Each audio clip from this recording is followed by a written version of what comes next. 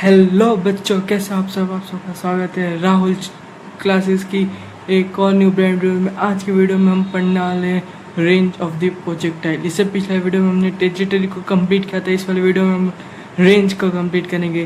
तो रेंज क्या होता है, क्या नहीं होता है, उसके फॉर्मूले, वो किस पे डिपेंड करता है, किस पे नहीं डिपेंड करता, उसका डेरिवेशन सब हम इस वीडियो में देखने वाले हैं। बिना टाइम वेस्ट किए हुए चलो चालू करते हैं रेंज। तो देखो, रेंज ऑफ अ प्रोजेक्टाइल होता क्या है, कुछ नहीं होता भाई, बस नॉर्मल होता है मैक्सिमम हॉरिजॉन्टल डिस्टेंस। क्या क्या होता है, मैक्सिमम हॉरिजॉन्टल डिस्टेंस। क्या मैक्सिमम हॉरिजॉन्टल डिस्टेंस जो एक प्रोजेक्टाइल कवर करता है उसी को बोलते हैं हम रेंज। ज़्यादा कुछ नहीं याद करना है, बस मैक्सिमम हॉरिजॉन्टल डिस्टेंस को ही याद करना है और कुछ नहीं, ठीक है।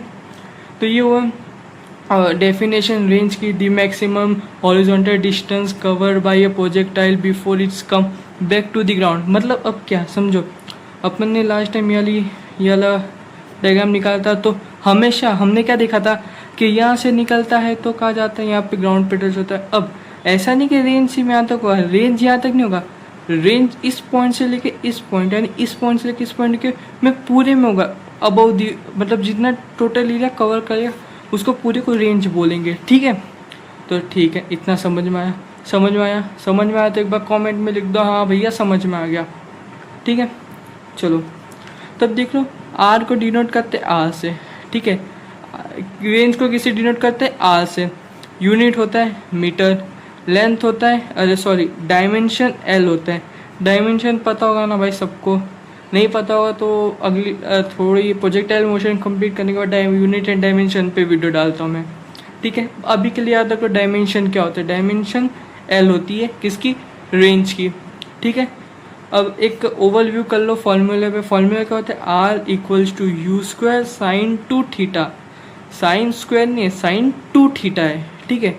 Sine two theta upon g क्या है, u square sine two theta upon g, जहाँ पे आर होता है रेंज, आर होता है रेंज, यू होती है स्पीड ऑफ प्रोजेक्टाइल, यू होती है कि यू क्या होती है, यू होती है स्पीड ऑफ प्रोजेक्टाइल। थीटा होता है, साइन थीटा जो होता है वो एंगल ऑफ प्रोजेक्शन होता है, एंगल ऑफ प्रोजेक्शन होता है, ठीक है। और जी तो सबको पता है ग्रेविटी होती है, जी यानी ग्रेविटी होती है, ठीक है। फॉर्मूला भी समझेगा। फॉर्मूला क्या है formula, R equals to u square sine two theta upon g. ये फॉर्मूला होता है किसका, रेंज का, किसमें, प्रोजेक्टाइल में, ठीक है। समझ में आ गया, ठीक है। आगे चलते हैं। अब ये जो 3 पॉइंट है ना, ये 3 पॉइंट काफ़ी ज़्यादा इम्पोर्टेंट है। क्या है, काफ़ी ज़्यादा इम्पोर्टेंट है ये तीनों पॉइंट। IMP है, पूछ लिए जाते हैं अक्सर क्वेश्चन में, ठीक है। रुको लिख लेता हूँ, इस साइड में लिख लेता हूँ। ये तो तीनों पॉइंट है ना, ये तीनों पॉइंट ये होते हैं IMP होते हैं, ठीक है। बोर्ड एग्जाम में अक्सर क्वेश्चन आ जाता है कि किस पे डिपेंड होते हैं, किससे डायरेक्टली प्रोपोर्शनल होते हैं, किससे क्या होते हैं।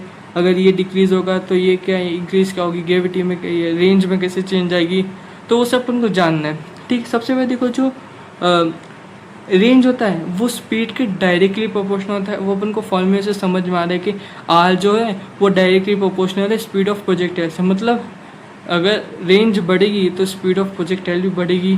कुछ ऐसा चीज़ इधर से समझ में आ रही है हम लोग को, ठीक है, समझ में आ रही है इतना। अब आगे देखो, जो क्या अपन का दिखा अगला पॉइंट, पहला पॉइंट समझ में आया कि अगर ये बढ़ेगी, रेंज बढ़ेगी तो स्पीड ऑफ प्रोजेक्टाइल भी का इंक्रीज होगी, ठीक है। चलो अगले पॉइंट पे चलते हैं। R depends on angle of projection. क्या, आर मतलब क्या, range depends on angle of projection. भाई बिल्कुल दिख रहा है, था फॉर्मूले में भी दिख रहा है कि एंगल ऑफ प्रोजेक्शन पे डिपेंड्स कर रहा है, तो ये भी सही है। अब किस हिसाब से कर रहा है, देखो इस पे देखो, इसका जो एंगल होता है बहुत इंपॉर्टेंट होता है। लास्ट इस वीडियो के लास्ट में हम इसकी कुछ केसेस लेंगे ना, तो उधर मैं इस चीज़ को अच्छे से एक्सप्लेन करूँगा, ठीक है। इस वीडियो के लास्ट में मैं कुछ केसेस लूँगा रेंज के, जिसमें अपन मैक्सिमम रेंज निकालेंगे, तो उस वक्त मैं आपको ये चीज़ समझाऊंगा कि ये एंगल ऑफ प्रोजेक्शन पे किस हिसाब से डिपेंड रहता है, ठीक है। अब आगे चलते हैं, अगला पॉइंट है इफ रेंज इज डिक्रीजेस। क्या है? If range decreases then gravity increases. भाई इधर दिख रहा है कि आर क्या है, आर इन्वर्सली प्रोपोर्शनली जी के, ठीक है, आर क्या इन्वर्सली प्रोपोर्शनली जी के, तो सिंपल सी बात है ना भाई, वो इंक्रीज होगी, रेंज डिक्रीज होगी तो ग्रेविटी इंक्रीज होगी, ये तो सिंपल सी कॉमन सी बात है, ठीक है, ये तो सबको पता होती है, ठीक है। अब इतना समझ में आया क्या रेंज का जो टॉपिक था, वो जो हमने मतलब इम्पोर्टेंट जैसे डेफिनेशन हुए, डिनोट किससे करते हैं, यूनिट, डायमेंशन और उसके फॉर्मूले और उसके कुछ इंपॉर्टेंट पॉइंट्स अपन अब तक डिस्कशन कर चुके हैं। अब अगला जो पॉइंट होगा वो होगा कि भाई ये फॉर्मूला आया कैसे, कहाँ से आया और उसको निकालना कैसे। अक्सर बच्चे लोग को इसी में दिक्कत आती है, जो कि है डेरिवेशन ऑफ, क्या, जो कि डेरिवेशन ऑफ रेंज फॉर्मूला, ठीक है, डेरिवेशन ऑफ रेंज फॉर्मूला। अब ये भैया आया तो आया कहाँ से, ये देखना पड़ेगा, ठीक है। तो चलो पढ़ते हैं डेरिवेशन ऑफ अ रेंज। अब सबसे पहले मैंने एक पॉइंट लिखी, the horizontal distance covered by using projectile is.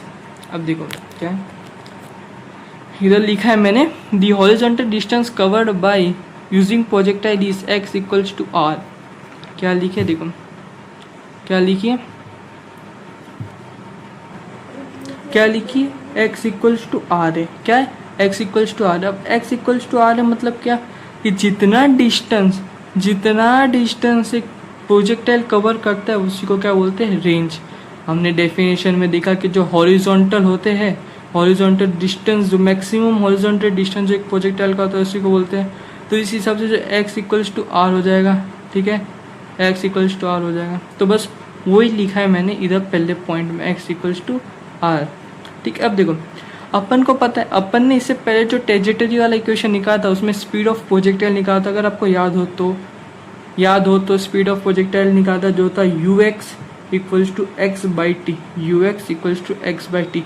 अब अपन को इधर से अपन ने यहाँ पे अपन ने क्या निकाला, x इक्वल्स टू आर इधर निकाला, तो वही ये x की जगह पे सब्स्टिट्यूट कर दो तो क्या हो जाएगा, ये फॉर्मूला हो जाएगा ux equals to R upon t. क्या हो जाएगा, ux equals to R upon t formula हो जाएगा, किसके कारण, x इक्वल्स टू आर, इसके कारण, ठीक है। अब अपन को रेंज का फॉर्मूला निकालना, तो अपन रेंज को इधर शिफ्ट किया और ये टी को इधर शिफ्ट करेंगे तो वो हो जाएगा, क्या करेंगे अपन, ये टी को इधर शिफ्ट करेंगे, से मल्टीप्लाई करेंगे तो आर के लिए अपन को फॉर्मूला मिल जाएगा। तो क्या होगा, इधर से R equals to u x into t हो जाएगा, R equals to u x into t, ठीक है। ये अब तक नॉर्मल था, जो अपन इससे पिछले डेरिवेशन में क्या ना, उसी से डिपेंडेंस अब तक था। अब देखो using third kinematical equation of motion, क्या है, u v equals to u plus a t, क्या है, v equals to u plus a t, ये होता है third kinematical equation of motion, जिसमें अपन क्या चेंजेस करेंगे। देखो सबसे पहले तो अपन लेंगे v equals to zero, v equals to zero और a equals to minus g. अब क्यों ले रहे हैं, क्योंकि एंटी ग्रेविटी फॉर्म हो रहा है। यहाँ पे पिछले वाले में भी बताया था कि यहाँ से नीचे आ रहा है तो माइनस जी, मतलब यहाँ से ऐसे नीचे आ रहा है तो इधर क्या होगा, जी हो लगेगा, ठीक है, जी लगेगा, ठीक है, समझ में आई बात, जी नहीं लग रहा, जी, हाँ ठीक है, जी लगेगा, ठीक है। अब चलते आगे, यहाँ तक समझ में आया। अब इधर यू वाई क्यों ले रहे हैं वापस, क्योंकि अपन इस वाली लाइन की बात करें, किसी वाई एक्सिस की बात करें तो वाई एक्सिस वाले का यू वाई होता है, तो यू वाई का फॉर्मूला का यू साइन थीटा होता है। ये पता है एंगल वो करेंगे, रिलीज करेंगे तो साइन थीटा लगाते, याद आया, याद नहीं आया तो इससे पहले वाली वीडियो देख क्या भाई, ट्रेजेक्टरी वाली, तो उसी ये सब चीज़ समझ में आ जाएगी, ठीक है। चलो कोई ना, नहीं देखो तो फिर भी याद रख लो कि u y equals to u sine theta होती है, ठीक है। अब आगे बढ़ते, अब देखो, अब ये जो मैंने इधर क्या लिया, a equals to g, v equals to zero और u y equals to u sine theta, ये तीनों को इस वैल्यू में पुटअप करेंगे। अब देखो वी की जगह वी आ गया, अब वी तो अभी ज़ीरो है तो इधर एक काम करें, डायरेक्ट ज़ीरो ले लेते हैं, वी इक्वल्स टू ज़ीरो ले लेते हैं और यू की जगह क्या क्या, यू वाई आ गया और इधर प्लस ए टी था, अपन ने क्या प्लस 80 को माइनस जी लिया है, तो माइनस जी और टी, ठीक है। इतना फॉर्मूला समझा, इतना फॉर्मूला समझा। अभी देखो जो भी केस हो रही है ना, ये ऊपर जाने की केस हो रही है, ठीक है, मतलब अपवर्ड जाने की केसेस हो रही है। जो अपवर्ड वाली डायरेक्शन है ना, ये इसकी बात चल रही है अभी, सिर्फ इसी की बात चल रही है अपवर्ड केसेस के लिए। और इधर से अपन को एक फॉर्मूला मिलता है जो कि टाइम का होता है, जो कि अपन निकालते हैं। देखो अब देखो, अभी ये माइनस जी टी है, ये देखो ये नेगेटिव है, तो इसको उधर भेजेंगे पॉजिटिव हो जाएगा, फिर यू वाई को उधर भेजेंगे तो वो पॉजिटिव हो जाएगा। तो मैंने यू वाई को इधर भेजा और इसके लिए फॉर्मूला बना दिया, क्या होगा, u y equals to g t, क्योंकि v इक्वल्स टू 0 था, इसके लिए मैंने उसको उधर कर दिया।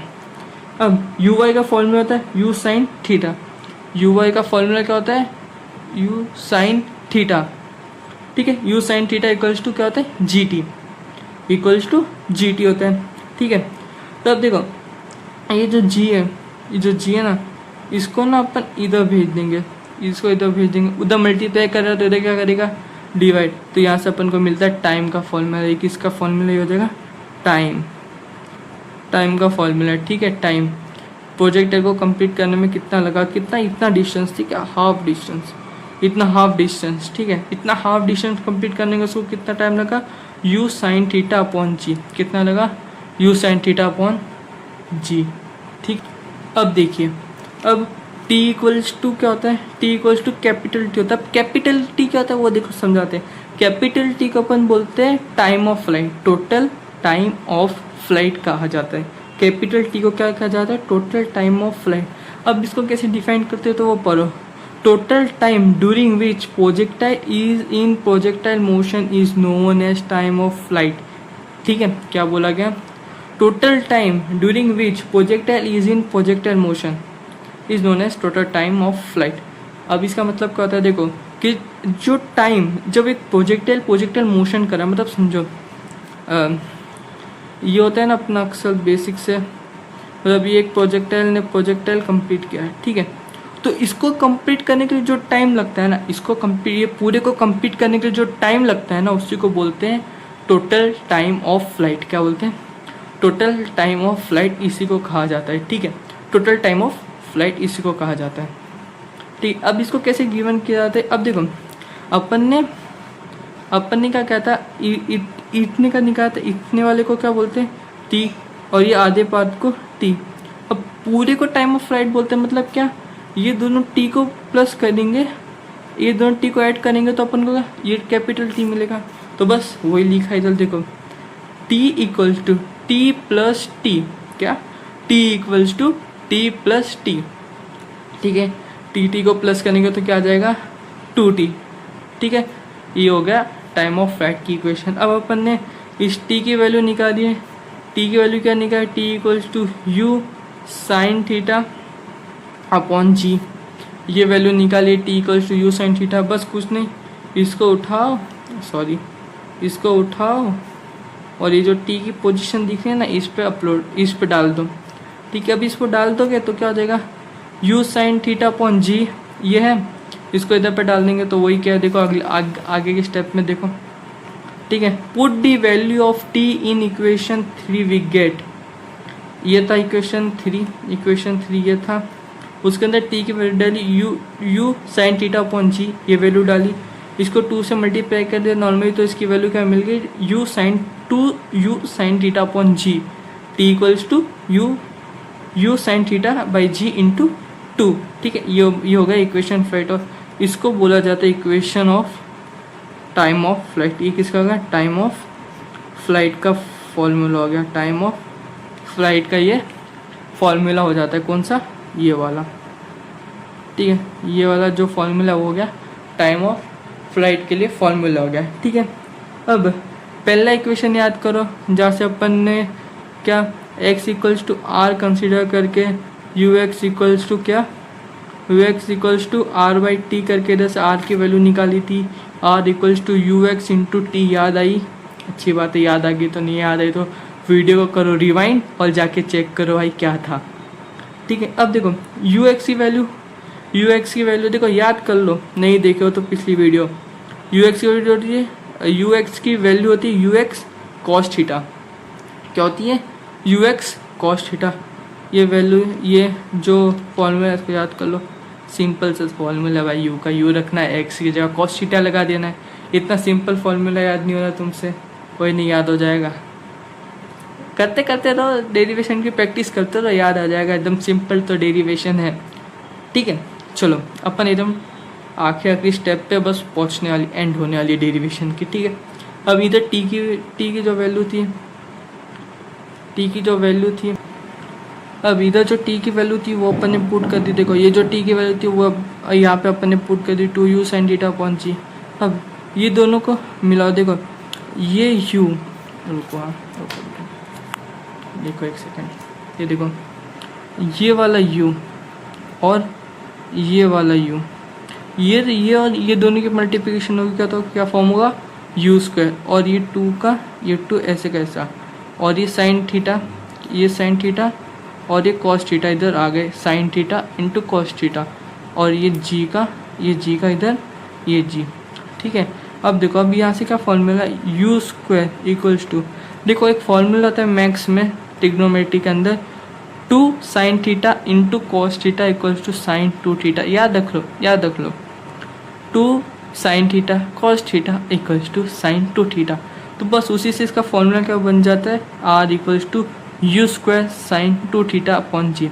Equation 5 represent the range of projectile, क्या रिप्रेजेंट करती है, रेंज ऑफ प्रोजेक्टाइल रिप्रेजेंट करती है। अब देखो ये केस है, जब थीटा जो है ना, इसका थीटा 45 होगा, क्या होगा 45, तो यहाँ पे जो 2 थीटा है तो 2 इंटू 45 कितना होता है, 90 होता है। 2 थीटा इक्वल्स टू 2 इंटू 45 क्या होगा, 2 इंटू 45 होगा, 2 इंटू 45 होगा तो क्या आएगा 90, तो वही 90 है। अब साइन 90 क्यों, तो साइन है ना, तो साइन 90 क्या होता है, 1 होता है, साइन 90 की वैल्यू 1 होती है, ठीक है। तब इसको जब रेंज के फॉर्मूले में डालेंगे तो क्या होता है, आर इक्वल्स टू रेंज का फॉर्मूला यू स्क्वायर साइन कितना हो गया, साइन 90 हो गया अपॉन जी। अब यहाँ से साइन इसकी तो वैल्यू 1 हो गई, तो u square upon g into 1, ठीक है, इंटू 1, और फिर बाद में ये 1 इससे मल्टीप्लाई करते हो, लास्ट में क्या आता है R equals to u square upon g. और जो ये जो केस आती है इसको बोलते हैं मैक्सिमम रेंज, इसको क्या बोलते हैं, मैक्सिमम रेंज बोला जाता है इसको, ठीक है, मैक्सिमम रेंज, ठीक है। और इसी से अपन को क्या पता चलता है कि जो रेंज ऑफ प्रोजेक्टाइल वो डिपेंडेंट होता है किस पे, एंगल ऑफ प्रोजेक्शन के ऊपर डिपेंड होता है, ठीक है। आई होप सो आज की वीडियो आपको समझ में आई होगी। समराइज करते एक बार, कंक्लूजन पॉइंट पर आ जाते हैं। रेंज किसे बोलते हैं हम लोग, रेंज अपन maximum horizontal distance covered by a projectile is known as range of projectile, ठीक है। फिर उसका फॉर्मूला क्या होता है, R equals to u sine theta R equals to u square sine 2 theta upon g उसका फॉर्मूला होता है। यूनिट क्या होती है रेंज की, यूनिट होती है मीटर। डायमेंशन क्या होता है, तो एल होती है। फिर डिपेंडेंस किस पे करता है, एक तो वो डायरेक्शन प्रोपोर्शनल होता है स्पीड के, फिर डिपेंडेंट होता है ऑफ एंगल ऑफ प्रोपोर्शन के, और फिर एक और पॉइंट क्या देखा, आर अगर डिक्रीज करेगा तो ग्रेविटी क्या करेगी, इंक्रीज करेगी, ठीक है। समझ में आया इतना। और फिर लास्ट में ये एक अपन ने मैक्सिमम केस वाली जो ये वैल्यू निकाली वो क्या थी, मैक्सिमम रेंज क्या होती है, R equals to u square upon g. तो भैया आज की वीडियो को यहाँ पे करते समाप्त। अगर ये वीडियो अच्छी लगी हो तो लाइक कर देना, और अगर और ऐसी अच्छी और इजी ट्रिक और सिंपल डेरिवेशन के साथ वीडियो चाहिए तो इस वीडियो पे कमेंट कर देना, और भी नई वीडियो आएगी। और चैनल को सब्सक्राइब करना मत भूलना। तो मिलते हैं अगले न्यू ब्रांड वीडियो में, जब तक के लिए बाय बाय।